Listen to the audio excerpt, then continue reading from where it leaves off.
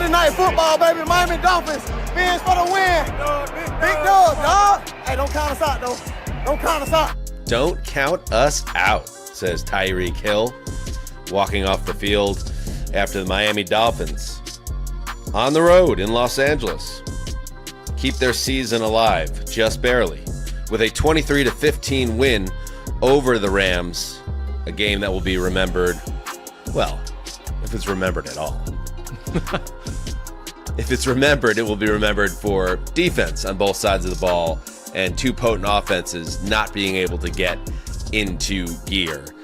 Dan Hanzus here with Marc Sessler. Heat in that call.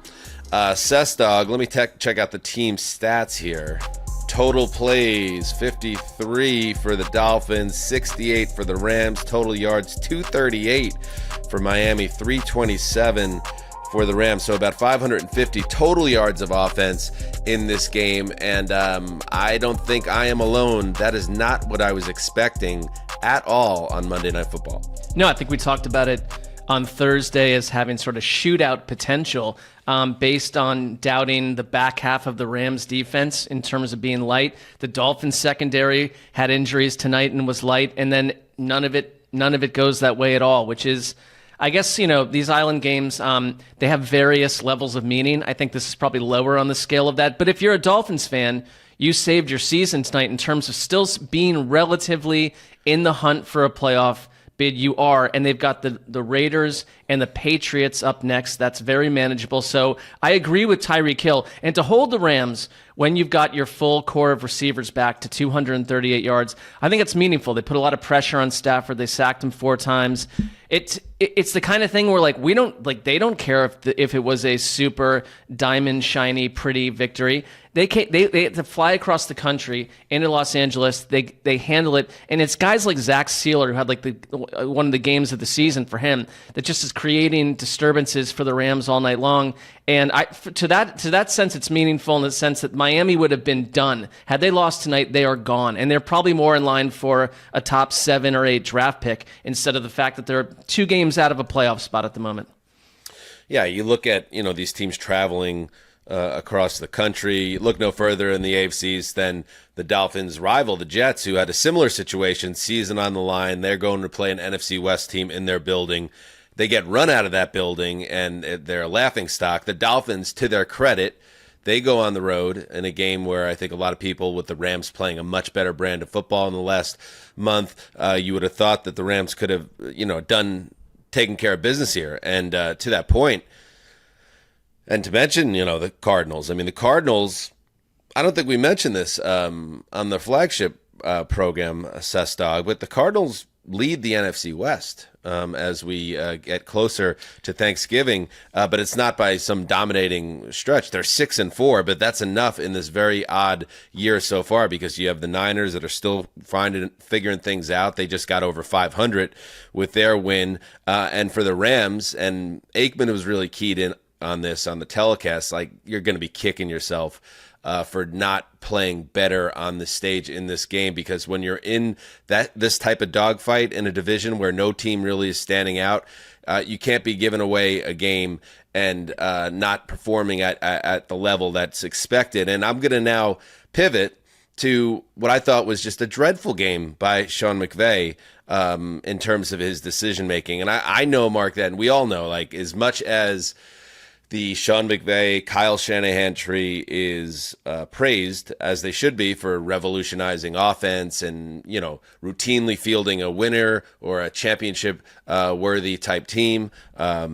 McVay has a ring, obviously. Shanahan has, been very close multiple times. But the one thing that never cognitively made sense to me is how conservative these guys can be at times as well for being such innovative offensive guys. And in this game, there is 2 instances that drove me crazy with McVay, one more than the other. The second one was at the end of the game where they work down the field. They're down 11 points, I believe it was, right? They're down 11 in the final minutes. Am I right? Or is it 12? Yeah. It was 11. And McVay has a decision to make. It's go for the touchdown, then the onside kick, or kick the field goal, go for the onside kick, and go for the touchdown. He kind of splits the baby and goes all the way downfield to inside the 10-yard line and then kicks it on third down. It's like over a couple seconds. But the bigger problem, I thought, was the previous drive. They have a 4th and 4 at the Miami 4-yard line. Was a 4th and goal or 4th and 4? I'm looking at this bot, and it says 4th and 4 at Miami 4. 6:31 to play in the game. He sends out his field goal kicker, Mark, and they kick the field goal to get it back down to an 8-point game, but then the defense doesn't hold, and it goes back to 11, and that ends up basically ending the game. The analytics say that you go for it there. You eschew the 22-yard field goal, and I just thought that was kind of a gutless decision. So those two together, hard for me to stomach, I got to say.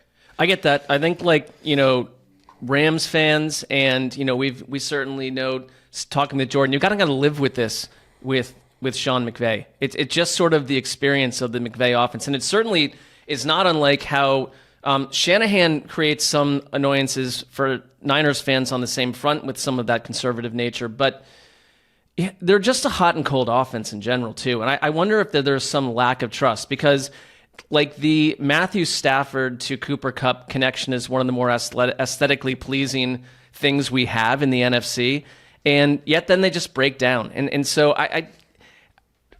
this is a big disappointment for the Rams tonight, because I thought their offense, when they look good, they seem like they could hang with anyone, toil with anyone, beat anyone. And tonight you just flatline in your own stadium.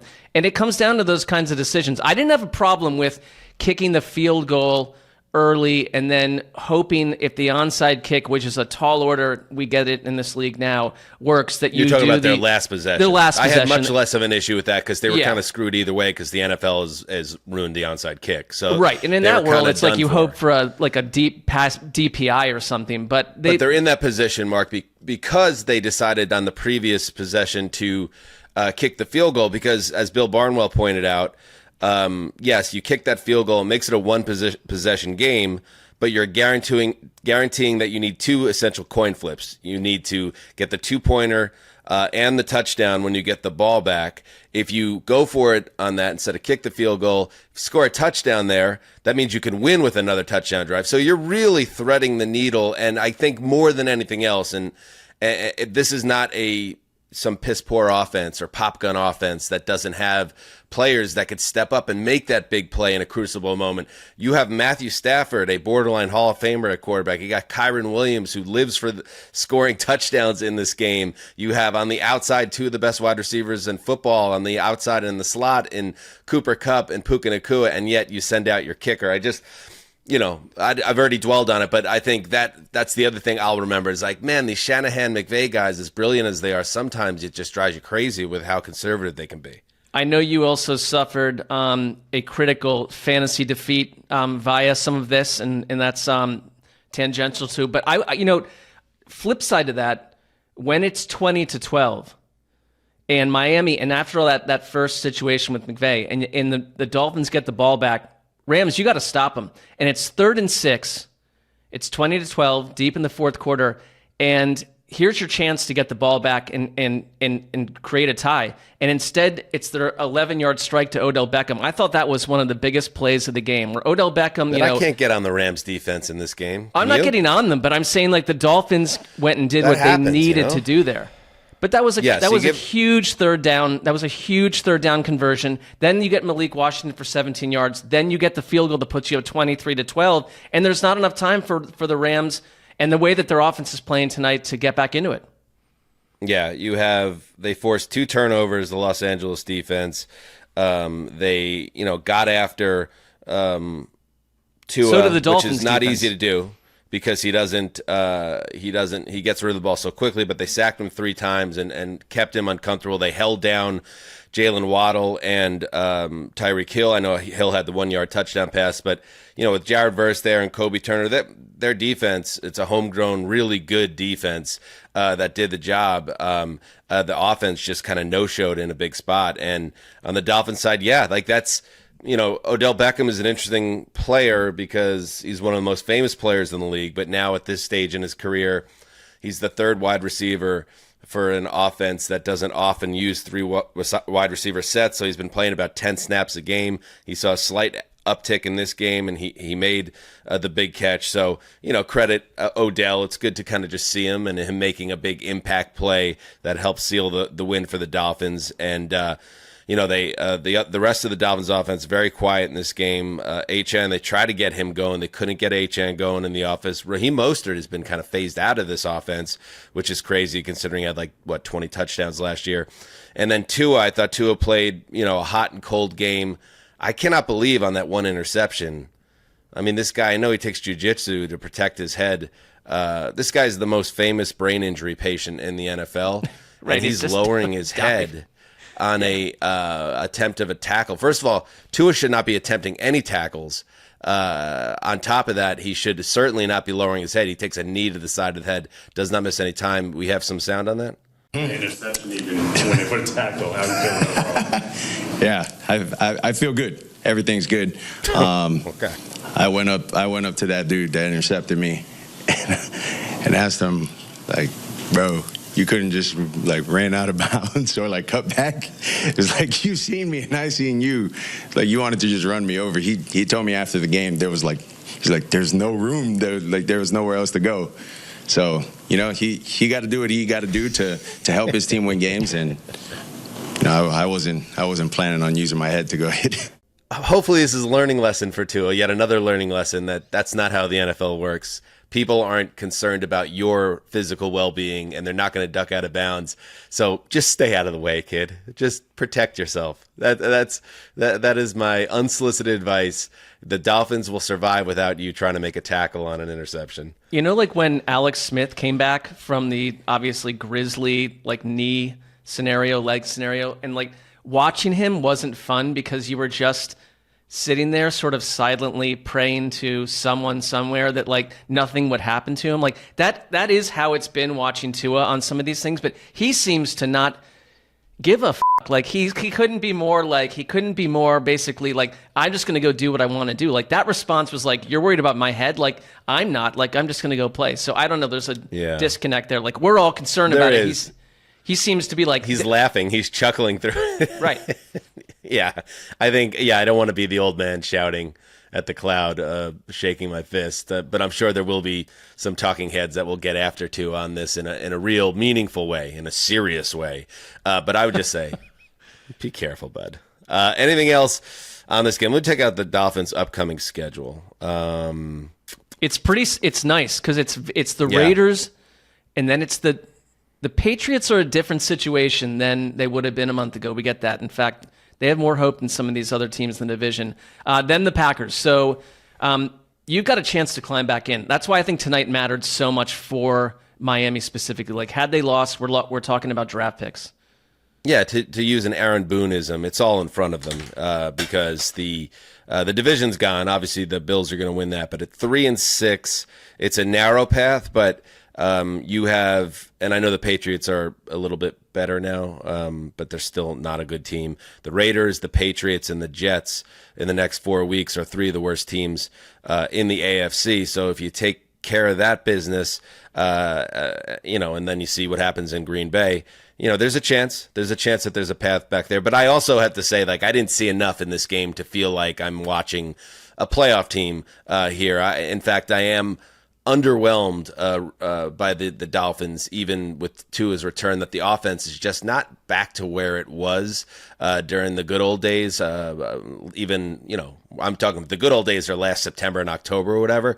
Is that offense coming back, or is Mike McDaniel, is the league caught up a little bit to the Dolphins, the McDaniel Tua Dolphins? I'd like to see them break out. And, the fact that, I know Tyreek Hill, he told Lisa Salters, I believe, in this game that he's dealing with a torn ligament in his wrist. But the fact that Hill and Waddle are both on pace for less than 1,000 yards, there's something not right in the stew right now with the Miami offense. So there's a lot to work on still. Well, the on-pace thing has to do with Tua not having been in the offense for weeks on end. But I hear you. I thought they did, outside of tonight, since Tua's returned, I thought they did look like the Dolphins, in many of their drives. And yet, when we're at the point in the season, not tonight, no, previous to tonight, I thought in these weeks where he's returned, I thought the theme was that they did look like the offense of old.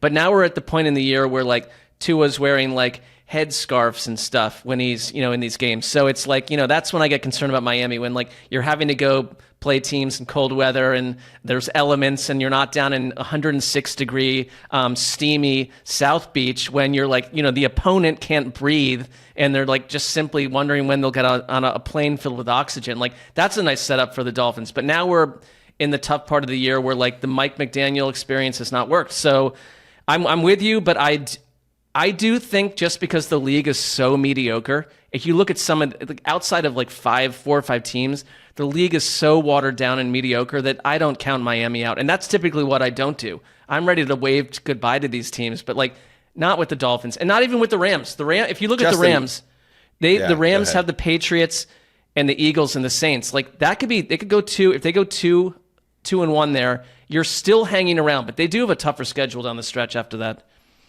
Doesn't it feel like we're talking about 2 teams that won't matter? Well, I know, but like when you're gonna, we do what we do for a living, but like these feel like 2 teams that will be lucky to sneak in the playoffs and maybe be wild card cannon fodder potentially. So I see a path for more the Rams than the Dolphins, but yeah, I came out of this game thinking neither of these teams got it. I don't know. Right, but if we want to discuss the ultimate, meaningfulness of most of what we discuss, we're in a hot water I'm zone. trying to bring you back to your typical waters, Mark. That's what I'm trying to do. I'm just saying, I you're think a dreamer right now. I think the Dolphins looked shot in the head. Bring back nothing matters, Mark. Bring back nothing matters, Mark. I don't think either of these teams ultimately matter. No, I do not.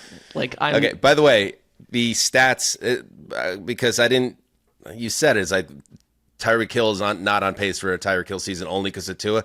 No, it just hasn't been there. His first game of the year, it was Tyreek. It was 7 catches on 12 targets for 130 yards. Here are his yards by game, and I know there is a portion of this schedule, about 4 weeks without Tua, but also he's been there for half of this too. 24, 40, 23, 69, 8, 72, 80, 16 tonight. That's not Tyreek Hill. That guy was on pace for 2,000 yards this time last year. Yeah, so you're right. Figure it out, Mike McDaniel. I think defenses have 2 seasons of tape on all this, so they'll improve too. I know. Figure it out. Like zig. Well, I think that's one of the. zag. Isn't that Now sort of one of zig. one of the subplots of the season is like Mike McDaniel maybe not like this. We just applied genius, the word genius, to football coaches. Like geniuses are creating. Well, I shouldn't say atom bombs because that wasn't a friendly genius move. But like geniuses are doing things that like change the earth. Like, oh, so you got 2 super fast receivers that had like 900, 1,000 yards in a season. You're not a genius. And then the quarterback goes down and the offense looks like a Pop Warner scenario where all the players smoked weed and they're 8 years old. So like we've got, I'd slow down on the genius thing. We're going to smoke your weed. That's good for you. I could counter that the men that built the atomic bomb were after peace. Isn't that ironic in a way? Yeah, I would agree that was ironic and also not correct. Like, I don't think that's ultimately that's an odd way to go about it. But what hath man wrought? Is that what you're at? All right. Do we need to take a break before we hit some news? Yeah. All right. We'll be right back. Heed the Call with Dan Hanzus and Marc Sessler is on Underdog, so why not start playing on Underdog today? It's not just the NFL. The NBA is back. You've got NHL, college sports, so many options. So don't miss out. Download and play on the Underdog app, sign up with the code HTC, and receive up to $1,000 in bonus cash. Make the most of the entire sporting calendar by playing along on Underdog for our U.S. audience only.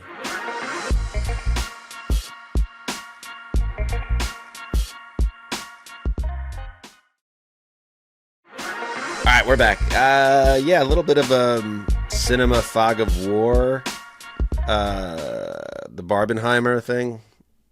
But that's what the end of Oppenheimer basically was, pretty doom and gloom, right? Like, what was the line? Let's play that line. Let's play the end of that crucial line in the conversation with Albert Einstein right now, Justin. Albert, when I came to you with those calculations, we thought we might start a chain reaction that would destroy the entire world. I remember it well. What happened? I believe we did. Bang. There it is, dude. Well, what a lesson learned. It speaks to you. What a lesson learned. Well, did we learn? I don't know. Was that was that the last great cinema event? It was a bit of a cooked up cinema event, but it's like you got to go see these two movies together in the cinema. It's like, when will that ever happen again? Maybe never. Well, I don't know, but talk to my kids. The Santa Gets Kidnapped movie with The Rock is being talked about like it's Gone with the Wind meets Citizen Kane. So sure, I in guess the it's elementary all school channels, that is getting a lot of buzz, but Red One, I believe it's called. All right, let's hit some news. We saw the big plays in the air and on the ground from Justin. What impressed you more, his arm or his legs today? Oh, all. I mean, I'm changing his name to Beast. He's Beast Herbert. Half man, half beast.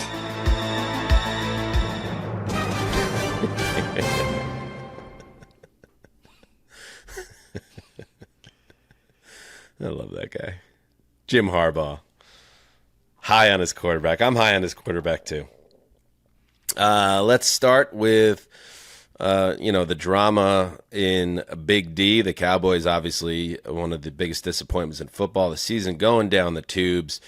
And as I said, I'm losing interest in the Cowboys because they're just so bad. But if there's a little when the locker room starts to, Oppenheimer, and there's just big clouds of smoke, big mushroom clouds starting to form over Jerry World, I'll plug back in for that. Here is Micah Parsons on the job security of head. Yeah, I understand where Parsons is coming from. Maybe some of the language he used there looks like he's burying Mike McCarthy, and in some ways he's not obviously showing a ton of compassion for the head coach. But what he's saying is right. It's like the guys that are near the end of their playing days, that maybe this was entering the season they saw as their big chance or last great chance to make a deep run, and now the sands are slipping through the hourglass, Sestog, and Zach Martin is a perfect example from Parsons.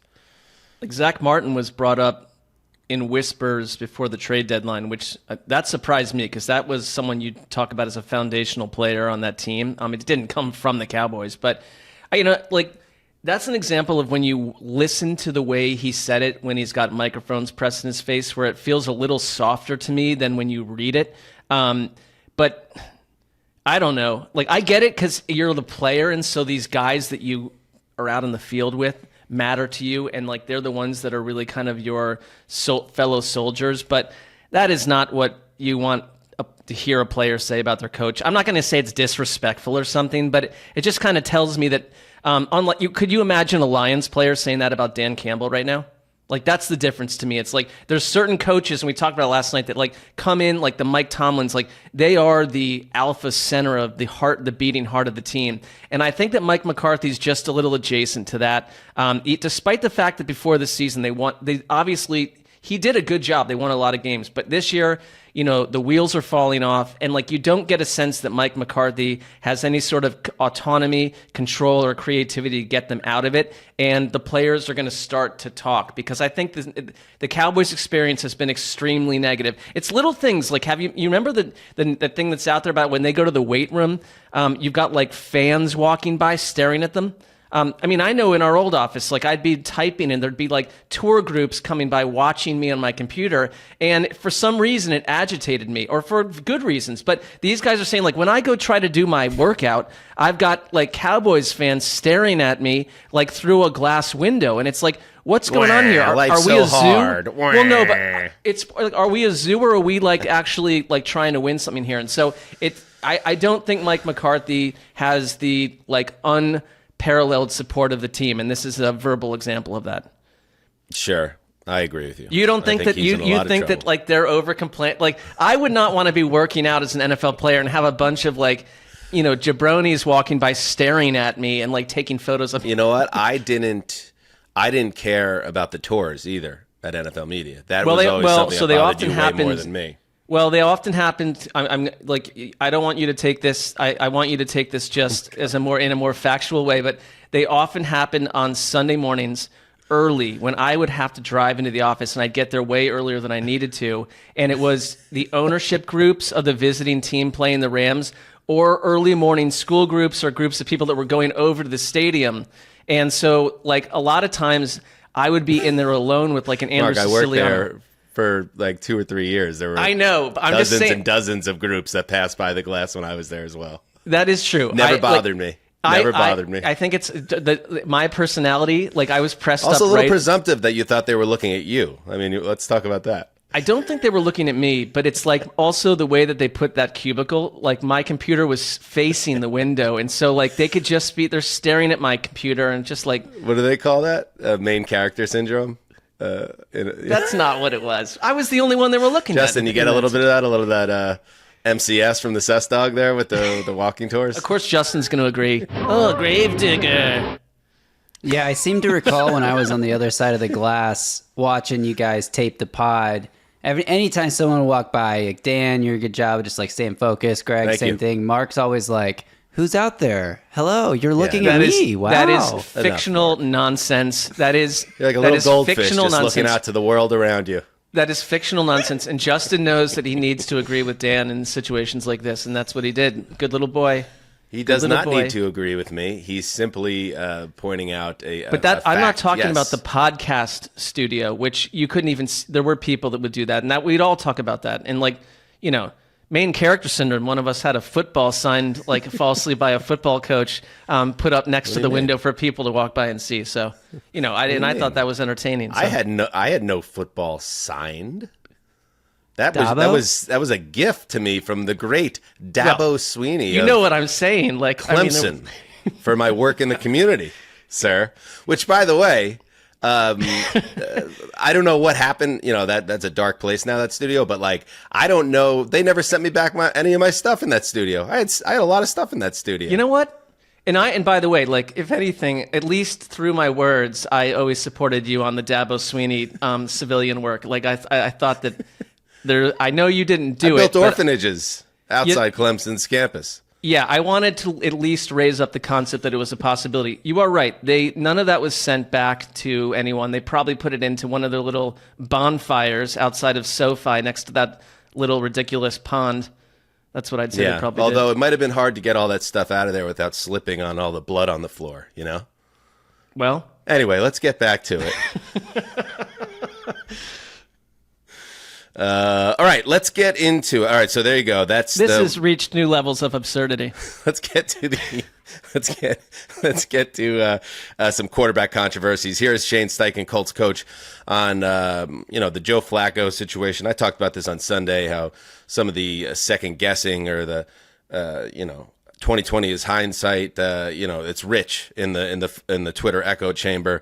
But at the same time, Shane Steichen now, he's going to invite more criticism if he continues to start a struggling Joe Flacco. Here's a little back and forth between Steichen and James Boyd, who covers the Colts for The Athletic, about the process involving Anthony Richardson and the QB1 job.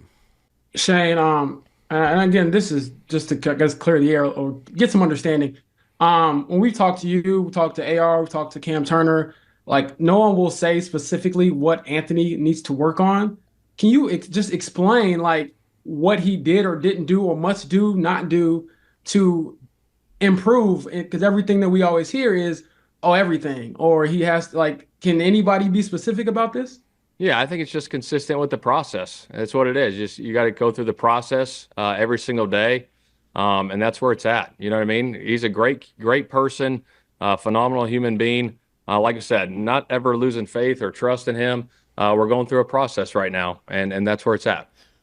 Can you explain the process? Like, has he been late? Has he not prepared the right way? Like, do we hear those words and you can take it, and I'm just trying to understand, not to put any words in your mouth or spin anything. Like, what does that mean? Yeah, well, like I said, we're going through a process, James. That's it. You know, I got to say, like, first of all, good job by James Boyd there, doing the job that he needs to do there and asking those questions. Mark, one of the things you talked about it on Sunday was, what was the wording that a reporter, that treating Joe Flacco with the dignity and whatever.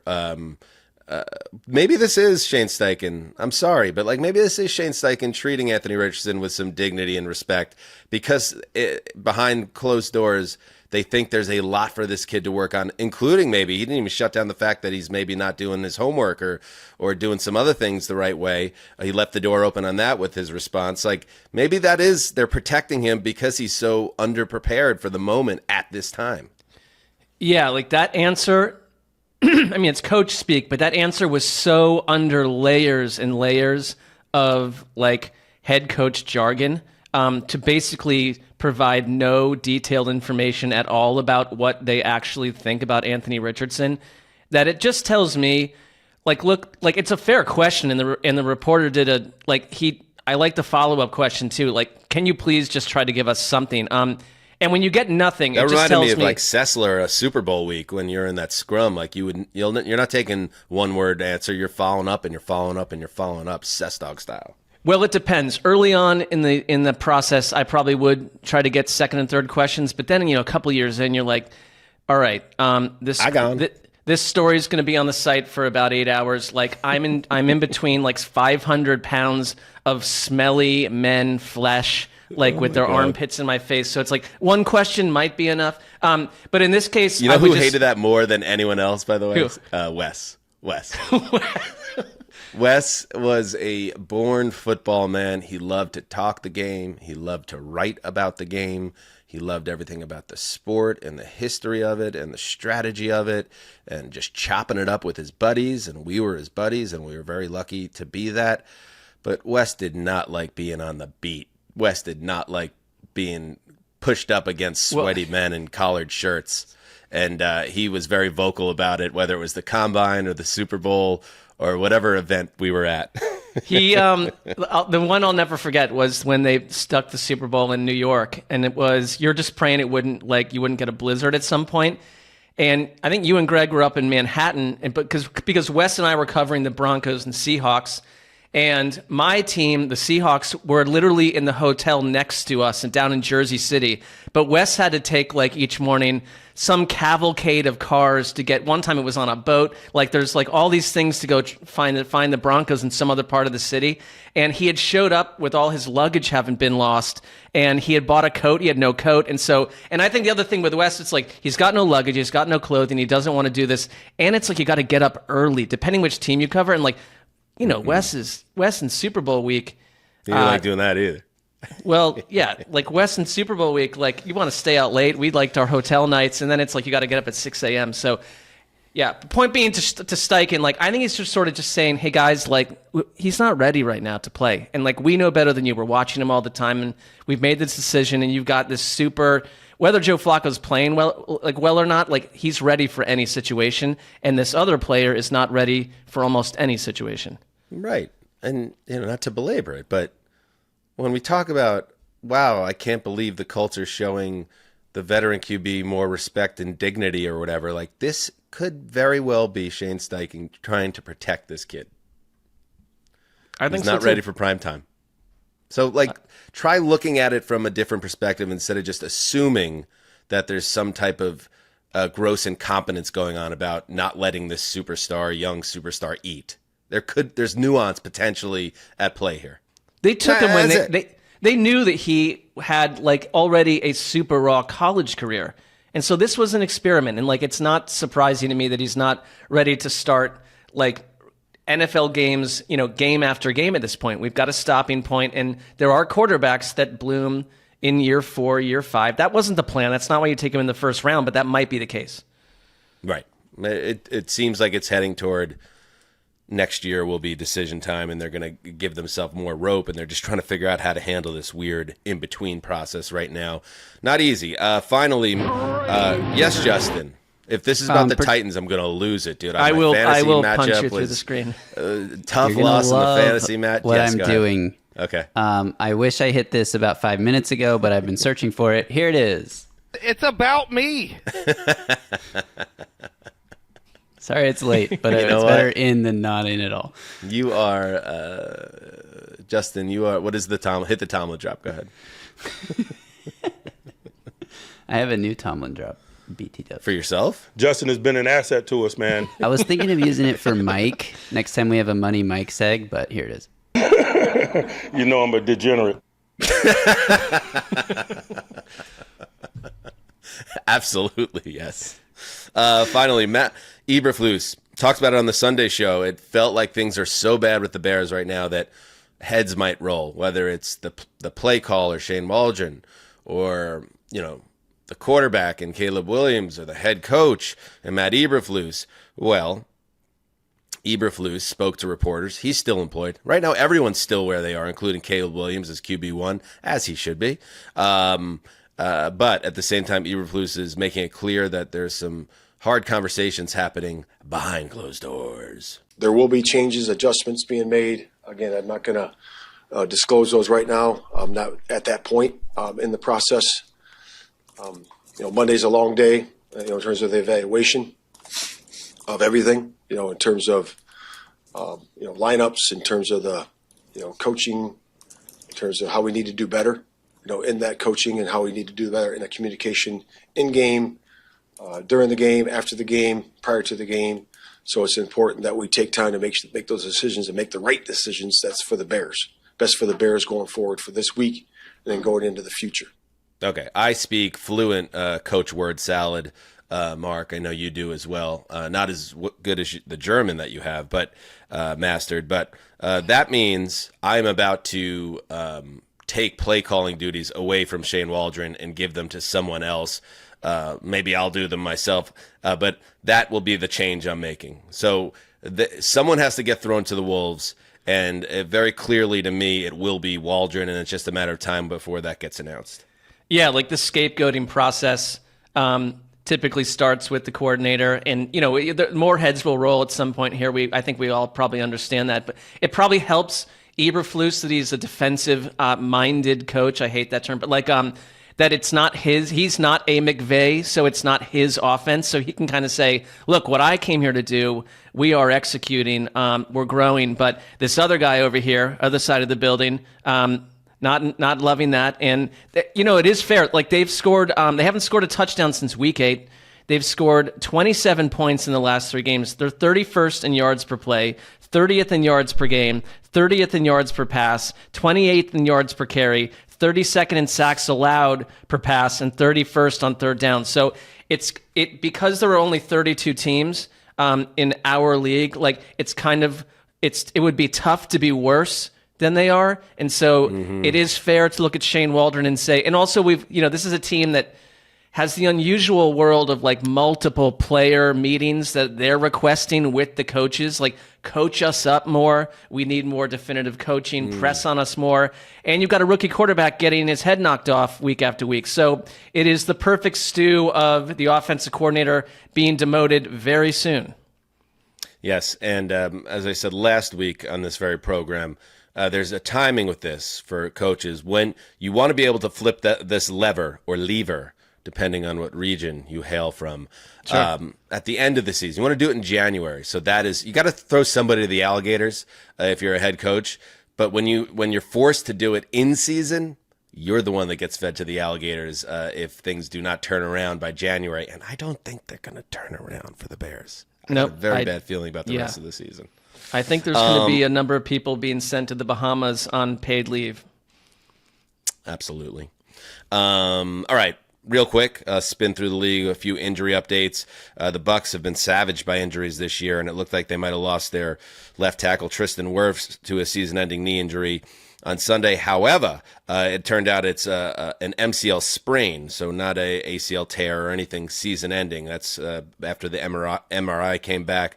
So Rap Sheet reported this. It's a positive development. He's still going to be out a couple of weeks, but now the understanding is that he will be back for the stretch run. And now the Bucs just need to win a couple games and keep their head above water. They are on a losing streak, obviously. Tight end for the Lions, Sam Laporta. He got banged up in the Sunday night win over the Texans. He's day-to-day with that shoulder, so doesn't appear to be serious. The news is less rosy for rookie wide receiver of the Bills, Keon Coleman, who has a wrist issue. He's already been ruled out for the big showdown against the Chiefs in Week 11, so the wide receiver room for the Bills will be a little bit short for a clash and potential AFC Championship preview. All right, that's what's happening in the news. Mark, anything you want to add before we take this home? Well, all I'd say about the Bills, because you started to see it, like Amari Cooper's not been playing for them since the trade, and Keon Coleman was really starting to develop, and so it's made Khalil Shakir kind of their guy, but you'd hope as they get closer to games that matter in terms of living or dying, that they can have the full complement. Other than that, Sam Laporta, a little bit of a down season right now, but like that offense is so weapons rich that if they can get him back, that would be huge. Absolutely. Hey, that closes the book on Week 10. Week 11 and the ramp up to it begins for us on Wednesday morning when we have the drop of our next episode. It's going to be a fun one because it's not only Connor Orr, as we have every Wednesday, and we're lucky to have him, Dave Damashek. Oof, we'd love Dave. Dave Damashek will join us, and we have a fun idea that we're going to execute with Oppenheimer-like precision on Wednesday. That's my prediction. So make sure you check out the Wednesday show. We'll also preview Commanders-Eagles in that ep, and then Thursday comes around, and you know how it goes. The wheel. Make sure you subscribe on YouTube. Justin does incredible work producing that YouTube program. So, and you get to see Mark and I aging in reverse, seemingly. It's the whole package. Also, that weird thing. Can you fly up that tweet, Justin? This bizarre moment that happened 18 minutes into our Sunday night show when we itched the same exact spot on our respective faces, Mark, at the same exact moment. Yeah. Like, what? That was disturbing to me. Like, legitimately disturbing. I didn't know if it was like the kind of like human programming where like you mimic each other to kind of compliment and act like, yes, I understand you, but none of us knew it was happening, so it can't be that. Simultaneous. Yeah, no, it was, well, you and I especially did the exact same motion, which just told me we were in concert, in unison, and really enjoying what we do, and Connor was part of it too, so I really only see it as like a subconsciously positive sign that the show is working. I saw it as a glitch in the Matrix, and perhaps the biggest proof yet that we live in a simulation. Actually, that could be an episode of Rolling Thunder, to be quite honest. We'd have to have you on Jason because Zumwalt you were, joint. Yeah, you were part of that, so you'd have to come on. If you want to do like a 3, I know your last episode was 90 minutes. If you want to do like 3 hours on The Itch, capital T, capital I am in on that. I think just to test the boundaries of human patience, we should do a 3-hour episode on that one particular 4-second event. And of course, you can only get Rolling Thunder and the Throwback Podcast and the Draft Show and I Dream in Red, the Republican newsletter of Marc Sessler. It is not Republican. Patreon.com/Heed the Call, where you have all the exclusive fan club content that we're putting out there. All right, that's it. Enough. We'll see you on Wednesday. Heed the call.